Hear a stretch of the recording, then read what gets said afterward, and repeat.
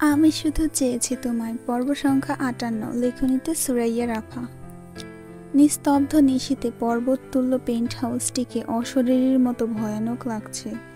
বড় বড় ছাদ বারান্দা দুটো যেন তাদের আগ্রাসী চোখ, যা চতুর্দিকে ঘেরাও করা আছে ধবধবে সাদা রেশম শরীরে শত শত নিক্ষেপে। শেষ রাতের দিকে একটু একটু তুষারপাত হচ্ছে। পেজতুলোর মতো মোলায়েম বরফের আস্তরে ভরে উঠেছে ছাদ বারান্দার মসৃণ কাচের দেওয়াল। ভেতরে অসহনীয় নৈশব্দ। আধার মিশ্রিত গাঢ় ধোঁয়াশার মাঝে করিডোরের দেওয়াল ঘেঁষে দাঁড়িয়ে আছে এক লম্বাকৃতির অবয়ব। তার প্রশস্ত বুকের মধ্যখানে লতার মতো লেপ্টে আছে মোম নরম একটা নারী শরীর। মন্ত্রমুগ্ধের মতো সেই লতানো রমণীর সমুদ্রনীল চোখে দৃষ্টি ডুবিয়ে রেখেছে মাফিয়া বস। অ্যারিসের সংক্ষিপ্ত প্রতি উত্তরে কয়েক মুহূর্তের জন্য স্তব্ধ হয়ে পড়েছিল রমণীর দোদুল্য মন। পরক্ষণই হতভম্ব ভাবটা কেটে যেতে চোখ মুখ কুঁচকে ফেলল সে। কণ্ঠে বিতৃষ্ণা ধরে রেখে বলল, তুমি আবারও ড্রাগ নিয়েছ? নির্লিপ্তে মাথা নাড়ে মাফিয়া বস। ঈশানীর পানে আরেকটু ঝুঁকে হিসিয়ে বলে, না নিলে মরে যাই। ঈশানী চোখ তুলল। স্বামীর সিল্কের শার্টের কলারটা দুই হাতে চেপে ধরে সীমাহীন অধিকার নিয়ে বলল, তুমি ড্রাগ ছেড়ে দিবে? পারবো না তো, অবলীলায় জবাব দিল অ্যারিস। ঈশানী ভুরু কুঁচকাল, কণ্ঠে উষ্মা নিয়ে বলল, কেন পারবে না? আমি আছি তো। অ্যারিস আবার আরেকটু ঝুঁকল। রমণীর কণ্ঠনালীর সংস্পর্শে মুখ নামিয়ে নাক ডোবালো। ভ্যানিলার মিষ্টি সুঘ্রাণ টেনে নিল। তারপর কয়েক মুহূর্ত থেমে অস্ফুট স্বরে আওড়ালো, তোমাকে চাওয়াটা যন্ত্রণার, কাছে পাওয়াটা ততোধিক বেশি যন্ত্রণার। তার চাইতে ড্রাগ ভালো। ব্যথা তো আর দিচ্ছে না আমায়। অ্যারিসের কণ্ঠে অব্যক্ত বিদ্রূপ, যার ফলে এক আশ্চর্য বিষাদে ছেয়ে গেল রমণীর সমগ্র অন্তঃকরণ। মাত্রাধিক অভিমান নিয়ে বলল, আমি যদি এতই যন্ত্রণার, তবে কেন রেখে দিয়েছ নিজের কাছে? কারণ তুমি ড্রাগের চেয়েও বেশি ভয়ঙ্কর নেশা। তোমাকে দূরে সরানোর মানে আত্মঘাতী হওয়া। অ্যারিসের কথার বিপরীতে ঈশানী কিছু বলতে যাবে, তন্মধ্যে ওর চোখ গিয়ে আটকালো ইস্পাত কঠিন বুকের মাঝের সেই লম্বা দাগটায়। শার্টের দুটো বোতামের অকার্যকারিতায় স্পষ্ট সেই বীভৎস ক্ষতচিহ্ন। ঈশানী ধীরে ধীরে হাত বাড়ালো, প্রকম্পিত পরশে ছুঁয়ে দেখল জায়গাটা। অতঃপর অনুভূতিহীন গলায় বলল, এখানে অন্য কারো হৃদয় বসানো হয়েছে। বাক্যটুকু শেষ করে তড়িৎ পায়ে চলে যাচ্ছিল মেয়েটা। তক্ষুনি ফের জোরালো টানে ওকে বুকের ওপর এনে ফেলল অ্যারিস। জড়ানো আওয়াজ তুলে বলল, কোথায় যাচ্ছ? কথা শেষ হয়নি আমার। যা বলার দ্রুত বলো, আমার ছেলের ওঠার সময় হয়ে এসেছে। ঈশানীর কণ্ঠে চাপা ক্রোধ। অ্যারিস নিজের মাঝে নেই, তার বলিষ্ঠ দেহ হাওয়ার মতো টলছে। অথচ কণ্ঠে দৃঢ় অধিকার নিয়ে ঈশানীকে সংশোধন করে জবাব দিল, আমার নয়, আমাদের ছেলে। ঈশানী দীর্ঘশ্বাস ছাড়ল। অ্যারিস জানতে চাইল, আর কি যেন বললে? তৎক্ষণাৎ ওর বক্ষ বিবেচিকার দগদগে ক্ষতস্থানে আবার হাত ছোঁয়ালো রমণী। বলল, এটা অন্য কারো হৃদয়। মাফিয়া বসের ধূসর গহ্বরে মাদকের মতো ঘোর, অথচ চোখের তারায় কি বিষম ব্যথা, কি করুণ তার চাহনি। ততটা কাতর স্বরে রমণীকে মাঝপথে প্রতিহত করল। এটা যার হৃদয় হোক না কেন, এই দেহে প্রবেশ করার পর তা কেবল তোমার জন্যই স্পন্দিত। ঈশানীর শুষ্ক চোখের কোটর জলে ভরে উঠল। জমে থাকা শক্ত শরীরটা ধীরে ধীরে নিস্তেজ হয়ে গিয়েছে। কলমিলতার মতোই স্বামীর শরীরে ঝুঁকে পড়ছে মেয়েটা। তন্মধ্যে আবারও ভেসে এলো নিয়ন্ত্রণহীন লোকটার বিগলিত কাতরে কণ্ঠস্বর, কেন তুমি এত দূরে? কেন তোমার স্পর্শগুলো এত দূরত্বের? একটু কি কাছে আসা যায় না? আমি কি এতটাই খারাপ, এতই জঘন্য? ঈশানীর চোখে বিস্ময়। অ্যারিসের ঘোলাটে চোখে দৃষ্টিপাত করে অকপটে জিজ্ঞেস করো, কি হয়েছে তোমার অ্যারিস? এমন কেন করছো? দাম্ভিক অ্যারিস ইউভানের হিমালয়ের মতো নিটোল শরীরটা আত্মসম্মানের ভরে টলে উঠল খানিক। তবুও থমকালো না সে, যেন আজ না বললে কোনো কিছুরই আর বলা হবে না কোনোদিন।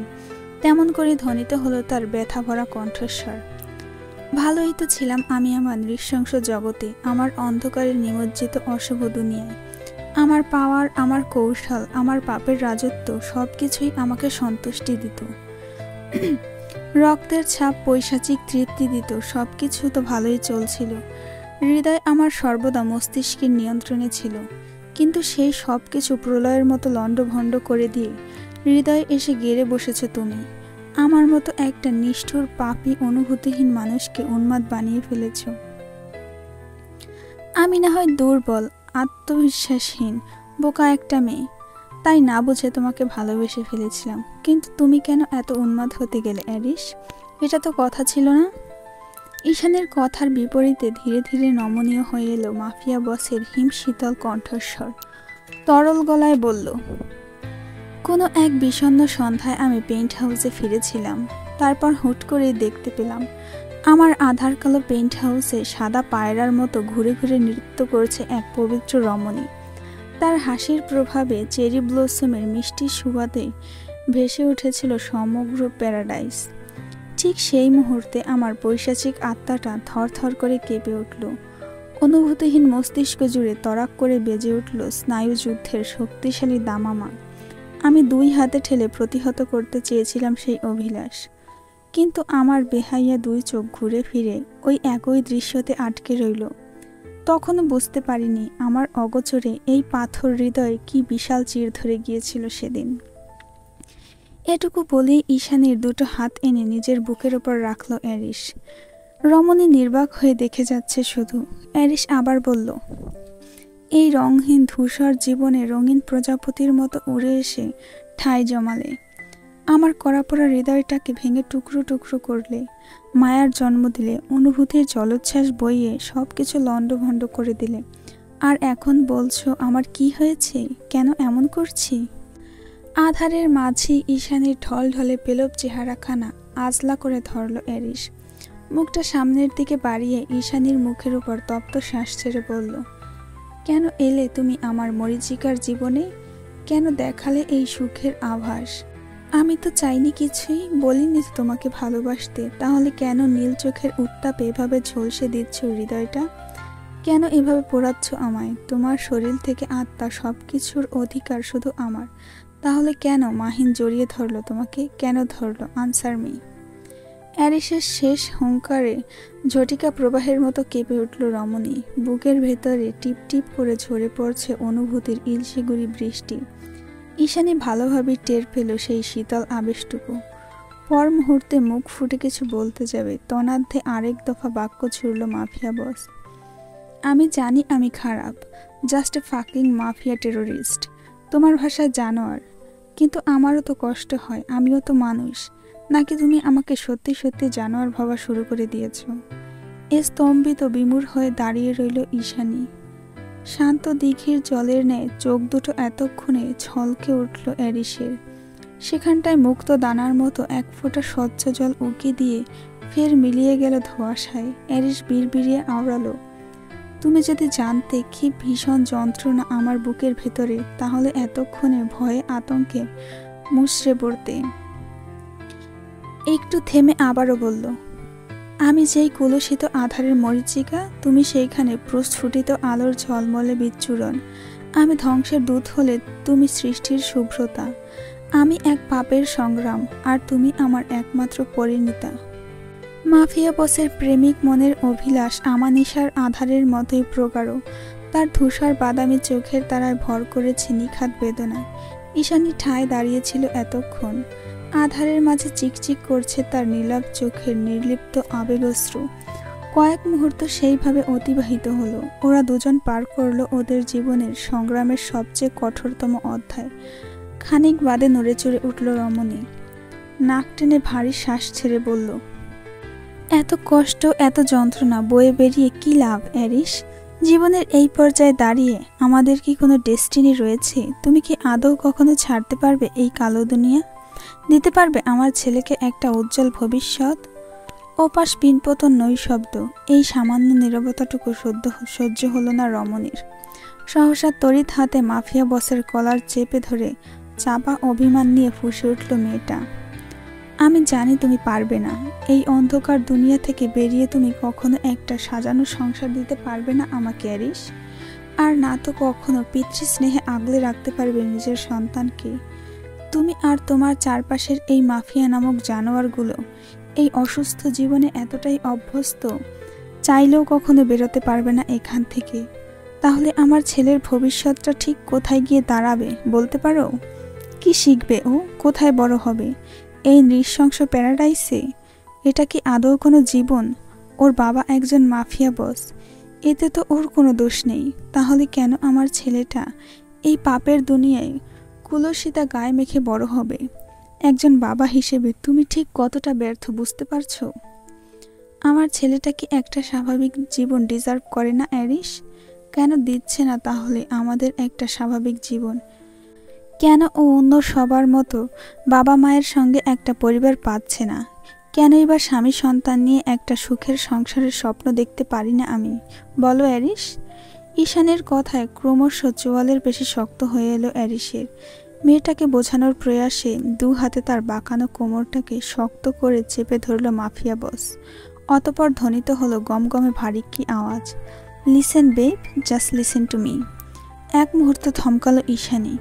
ঠিক তখনই অ্যারিস বলে উঠল, আমি যে তোমাকে আর ইয়াশকে আলাদা মেনশনে রাখতে পারি না এমনটা নয়। Actually I am worried about something. কয়েক সেকেন্ড থেমে নিগুড় দৃষ্টি ঈশানীর অভিমানী ছলছলে চেহারাটা পরখ করে সে আবারও বলল, আমি যতটা পাওয়ারফুল আমার শত্রুরা ঠিক ততটাই ধূর্ত আর কৌশলী। প্রতিনিয়ত তারা আমার দুর্বলতা খুঁজে বেড়ায়। আই থিঙ্ক তারা ইতিমধ্যে এটা জেনে গিয়েছে I have a new born baby. যেখানে পেন্ট হাউস সুরক্ষিত নয়, ব্ল্যাক হোল সুরক্ষিত নয়, সেখানে আমি তোমাকে আর ইয়াশকে কিভাবে একটা মেনশনে রাখবো বলো তো? পেন্ট হাউস সুরক্ষিত নয় মানে? ভুরুকুটি করে কথাটা বলেই প্রশ্নবিদ্ধ নয়নে তাকালো ঈশানী। অ্যারিস দীর্ঘশ্বাস ছাড়ল। জিভের ডগায় ঠোঁট ভিজিয়ে প্রথমে শান্ত কণ্ঠে আওড়ালো, ফ্লোরা। পরক্ষণে কি যেন ভেবে বাক্য সম্পন্ন করল না আর। প্রসঙ্গ পাল্টে চোয়ালের পেশি শক্ত করে তপ্ত স্বরে জবাব দিল, তুমি ভালো করেই জানো অ্যারিসকে ওকে কৈফিয়ত দেয় না। গত কয়েক প্রহর যাবৎ এত ভালোবাসার বুলি আওড়ানোর পর আকস্মাৎ এহেন প্রত্যাখ্যান সহ্য হলো না ঈশানী। সহসা আরেকটা কথাও বলল না সে। সম্পর্কের দোলাচল আর অনুভূতিটুকু অমীমাংসিত রেখে কান্না ভেজা চোখে হনহনিয়ে হাঁটা ধরল কক্ষের দিকে। পেছন থেকে ভেসে এলো মাফিয়া বসের জোরালো মুষ্টিঘাতের শব্দ। ক্রোধান্ধ হয়ে দেওয়ালের উপর ঘুষি ছুড়ছে বোধহয়। তবুও ফিরে তাকালো না রমণী। পাহাড় সমান অভিমান নিয়ে প্রস্থান করলো সেখান থেকে। ঘড়ির কাঁটা 4-এর ঘরে স্থির। ভোরের আলো ফুটতে এখনো অনেকটা সময় বাকি। ইয়াশকে খাইয়ে ন্যাপকান পাল্টে আরেক দফা ঘুম পাড়িয়েছে ঈশানী। এবার ওর নিজেরও বিশ্রাম নেওয়ার পালা। কিন্তু আজ চোখ দুটো ভীষণ জ্বলছে রমণীর। এক সমুদ্র ফেনিল জলরাশির মতো বুদ বুদ করে সমগ্র হৃদয়ের বেলাভূমি জুড়ে আছড়ে পড়ছে অসহনীয় তীব্র বেদনা। জীবনের ভুল সমীকরণ মেলাতে মেলাতে এত দূর চলে এলো মেয়েটা, অথচ আজ অব্দি উত্তরের দেখা নেই। বাইরে তুমুল বেগে তুষারপাত। ঈশানী একটু এগিয়ে গিয়ে জানালার পর্দা সরিয়ে উঁকি দিল। শুভ্র তুষারের আবরণে শ্বেত বকের মতোই ধবধবে সাদা হয়ে উঠেছে চারিপাশ। পবিত্র একটা অনুভূতির উষ্মায় চোখ জড়িয়ে এলো ঈশানীর। সে নীরবে দীর্ঘশ্বাস ছাড়ল। এর মাঝেই দরজায় কড়া নাড়ল কেউ। ঈশানী এগিয়ে গিয়ে দরজা খুলতেই দেখল দুজন কালো পোশাকধারী গার্ড অন্যমনস্ক হয়ে দাঁড়িয়ে আছে কক্ষের বাইরে। কি হয়েছে? সন্দিগ্ধ গলায় প্রশ্ন ছুড়তে নিজেদের মাঝে চাওয়াচাই করল গার্ড দুটো। অতঃপর উদ্গ্রীব হয়ে জানালো, তুষার বস আপনাকে ডেকে পাঠিয়েছে, জরুরি প্রয়োজন। পাশের কফি টেবিল হাতড়ে শরীরে একটা উলের চাদর জড়ালো ঈশানী। তারপর কৌতূহলী গলায় জানতে চাইল, এত রাতে হঠাৎ কি প্রয়োজন? লোক দুটো আবারও নিজেদের মাঝে দৃষ্টির আদান প্রদান করল। তারা উত্তর দিতে ভয় পাচ্ছে ব্যাপারটা উপলব্ধি হতেই দীর্ঘশ্বাস ছাড়ল ঈশানী। কিঞ্চিত ঠোঁট নাড়িয়ে সায় দিয়ে বলল, ঠিক আছে চলুন। লোক দুটোকে অনুসরণ করে অ্যারিসের কক্ষের সামনে চলে এলো ঈশানী। তুষার আগেই উপস্থিত ছিল সেখানে। সহসা এগিয়ে গিয়ে যন্ত্রমানবের উদ্দেশ্যে প্রশ্ন ছুড়ল রমণী, কি হয়েছে? তুষার প্রত্যুত্তর করল না, নির্লিপ্তে চেয়ে রইল ঘরের ভেতর। তুষারের দৃষ্টি অনুসরণ করে ঈশানী একটু উকি দিতেই শরীর শিউরে উঠল তার। ঘরের ভেতরের প্রত্যেকটা আসবাব উল্টে পড়ে আছে। কাচের দেওয়ালগুলো ভেঙে চূর্ণ বিচূর্ণ। অত্যাধুনিক শ্যাম্পেইন আর বিয়ারের বোতলগুলোরও একই দশা। কক্ষের ঠিক মাঝ বরাবর কয়েক ভাগে বিভক্ত হয়ে মুখ থুবড়ে পড়ে আছে বিশাল আকৃতির চ্যান্ডেলিয়ারটা, আর তার ঠিক পেছনে দেওয়ালের সংস্পর্শে পিঠ ঠেকিয়ে চিত্ত পুলকিতের মতো ঠায় বসে আছে অ্যারিস। পরিধেয় চার্লকের রঙের শার্টটা রক্তে মাখামাখি। পুরুষালী চওড়া হাতের তালুতে আড়াআড়িভাবে আটকে আছে বড় সাইজের কাচের টুকরো। সেখান দিয়ে রক্ত ঝরছে অনর্গল। যান্ত্রিক রোবটের মতো নিজের রক্তাভ হাতের মাঝে অপলক দৃষ্টিপাত করে আছে মাফিয়া বস। সবকিছু এক নজর পরীক্ষণ করে তুষারের পানে দৃষ্টি ঘোরালো ঈশানী। কণ্ঠে চাপা ক্রোধ নিয়ে বলল, এমন ভয়াবহ তাণ্ডব কখন ঘটিয়েছে অ্যারিস? একটু আগেই। মানুষটা এইভাবে নিজেকে রক্তাক্ত করেছে, কেউ আটকায়নি কেন? তুষারের মুখায়ব নির্লিপ্ত কঠিন স্বরে জবাব দিল, মাফিয়া বসকে আটকানোর সাধ্য কার? ওকে আটকানো মানে নিজের মৃত্যুকে নিজেই আলিঙ্গন করা। মানে? রমণীর কণ্ঠে বিস্ময়। তুষার জবাব দিল, ওর হাতের রিভলভারটা দেখেছো? ওটা ফুললি লোড। এই মুহূর্তে অ্যারিসের সামনে গেলে যে কাউকে চোখ বুজে শুট করে দেবে ও। ঈশানী দীর্ঘশ্বাস ছাড়ল। অতপর খালি পায়ে কাচের টুকরো ভর্তি মেঝে মারিয়ে সোজা হেঁটে গেল অ্যারিসের নিকট। পেছন থেকে তুষার ডাকলো, তবে ঈশানী আর ঘুরে তাকায়নি। রমণীর দৃঢ় বিশ্বাস অ্যারিস তাকে কিছুই করবে না। ঈশানী যখন সামনে দাঁড়ালো, মাফিয়া বস তখনও নির্লিপ্ত। পূর্বের ন্যায় নিজের রক্তাক্ত হাতের দিকে খুব আগ্রহ নিয়ে তাকিয়ে আছে সে। কোনরূপ বাক্যবিলাপ না করে হাঁটু মুড়ে তার মুখোমুখি হয়ে বসে পড়ল ঈশানী। তারপর ক্ষতবিখ্যাত হাতটা নিজের হাতের মুঠোয় পড়ে আলতো করে ফু দিতে আরম্ভ করল। রমণীর মখমলি পরশে মুহূর্তেই বিভ্রম কেটে গেল অ্যারিসের। সে তাকিয়ে দেখল প্রিয়সীর তৎপরতা। কাচের টুকরো তুলতে গিয়ে কেমন চোখ মুখ কুঁচকে ফেলছে মেয়েটা। সহসা নিরেট গলায় জবাব দিল অ্যারিস, এটা ব্যথা করছে না, একটুও ব্যথা করছে না। আই উইশ এটা একটু ব্যথা করুক। ঈশানীর চোখ খুলল। থই থই নয়ন মিলে মাফিয়া বসের রক্তাভ অক্ষিপটের দৃষ্টির মিলন ঘটিয়ে বলল, কাচের টুকরোটা পুরোপুরি ঢুকে গিয়েছে, এটা বের করার সময় ব্যথা লাগবে। লাগবে না। নিরুদ্বেগ স্বরে কথাটা বলতে না বলতেই ওর করতল থেকে টান মেরে কাচের টুকরাটা বের করে আনে ঈশানী। অ্যারিস এতটাই পাথর হয়ে আছে, একবার পলক অবধি ফেলল না। ওদিকে সমগ্র হাত জুড়ে রক্তের ধারা বইতে শুরু করেছে। ঈশানী দুই হাতে চেপে ধরেছে ক্ষতস্থান। অ্যারিস ওর দিকে চেয়ে আছে নিষ্প্রভ। মেয়েটার অতর্কিত উদ্বেগ অনুভূতিহীন লোকটার ভেতরে আশ্চর্যের এক প্রশান্তি দিয়েছে। বুকের রক্ত তোলপাড় করা যন্ত্রণাগুলো একটি শীতল মনে হচ্ছে। পুনরায় অপ্রত্যাশিতভাবে দৃষ্টি মিলিত হলো দুজনার। মাফিয়া বসের কাতর দৃষ্টিতে থমকে গেল রমণী। হাতটা সাদা গজে মোড়াতে মোড়াতে মায়া ভরা কণ্ঠে শুধালো, ব্যথা করছে খুব, তাই না? অ্যারিস না সূচক মাথা নাড়ালো। অভিব্যক্তি জুড়ে মেঘের মতো আধার নামল তার। মরা বিকেলের নিভে আসা রোদের মতো বালক সুলভ অভিমান নিয়ে বলল, এর চেয়ে 1000 গুণ বেশি ব্যথা করেছিল যখন মাহিন বলেছিল তুমি আমাকে ভয় পাও, আর ভয় পাও বলেই আমার সঙ্গে আছো। এটা সত্যি নয় বলো? অ্যারিসের হাতটা ছেড়ে এতক্ষণে আরেকটু সন্নিকটে এগুলো রমণী। জীবনের প্রথম কোনো প্রকার দ্বিধাদ্বন্দ্ব ছাড়াই আপার লালিত্যে ভরা সৌম্য চেহারাখানা দুই হাতের আজলা করে ধরল। চিবুকের তিলক থেকে শুরু করে আইব্রো পিয়ার্স সবখানে আদরে পরশ বুলিয়ে দিল। তরল গলায় আওড়ালো, ভয় পাওয়ার প্রশ্নই ওঠে না। আমি তোমাকে ভালোবাসি অ্যারিস। সবকিছু জেনে শুনে পৃথিবীতে যদি একমাত্র কেউ তোমাকে ভালোবাসার দুঃসাহস দেখাতে পারে, তবে সেটা আমি।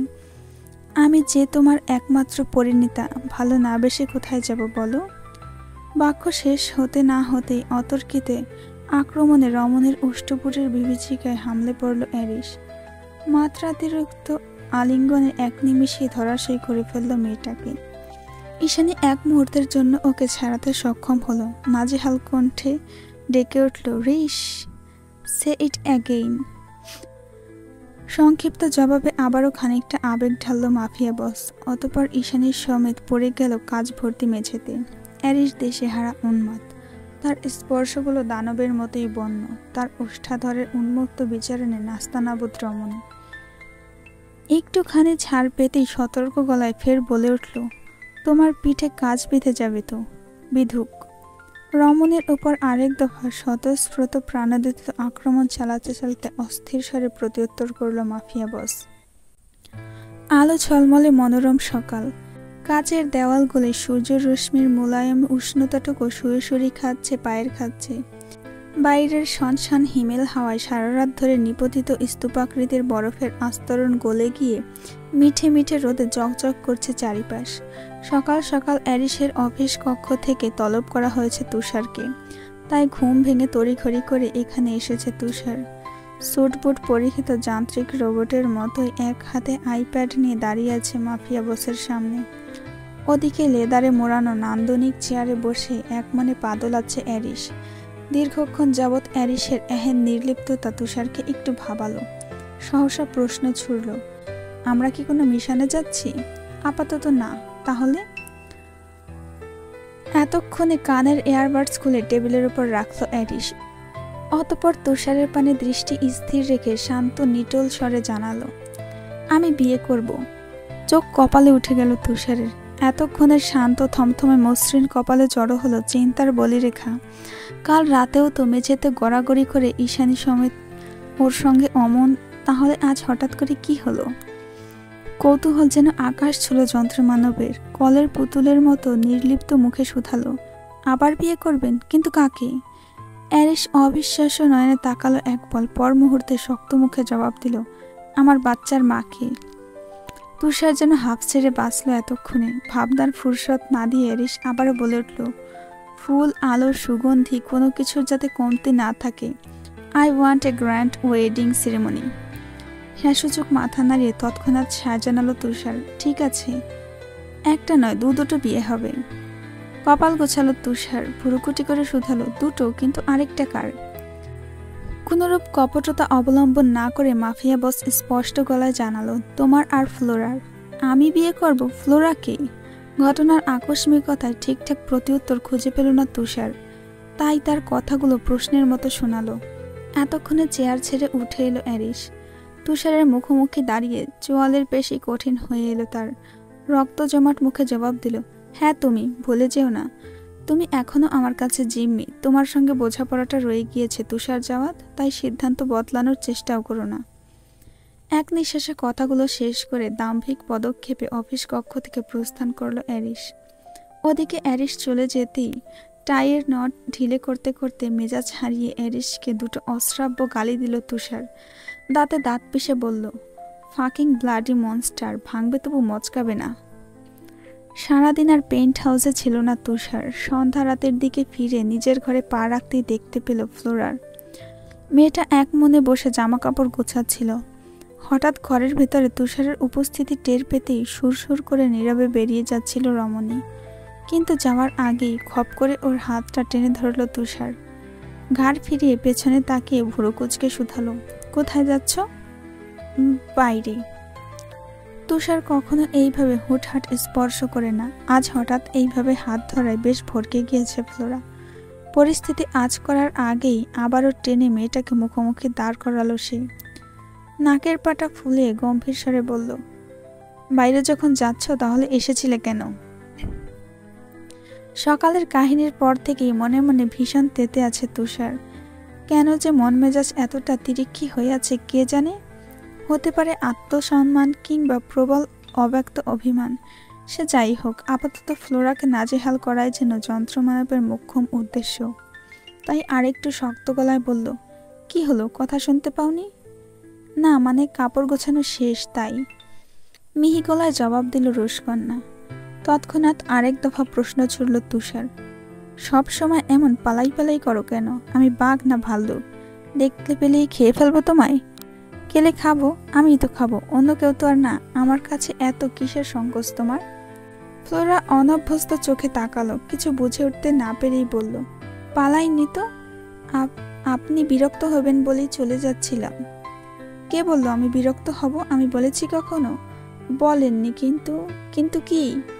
তুষারের হাঁক ডাকে লাফিয়ে ওঠে ফ্লোরা, কণ্ঠ খাদে নামিয়ে বলল, আপনি এমন করছেন কেন হঠাৎ? আমি কি কোনো ভুল করেছি? আগে বলো, তুমি আমাকে এত ভয় পাও কেন? এত ভয় নিয়ে সারা জীবন একসাথে থাকবে কি করে? তুমি কি জানো বিয়ের পরে স্বামী স্ত্রী এক বেডে ঘুমায়, তখন কি করবে? বিয়ে?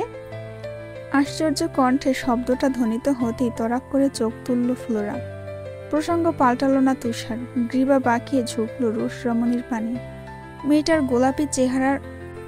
গোলাপি চেহারায় আরাক্ত আভা ধরিয়ে দিয়ে প্রলম্বিত শ্বাস ফেলে স্পষ্ট আওয়াজে জবাব দিল, তুমি চাও কিংবা না চাও, gangster Tushar Zawad is fixed.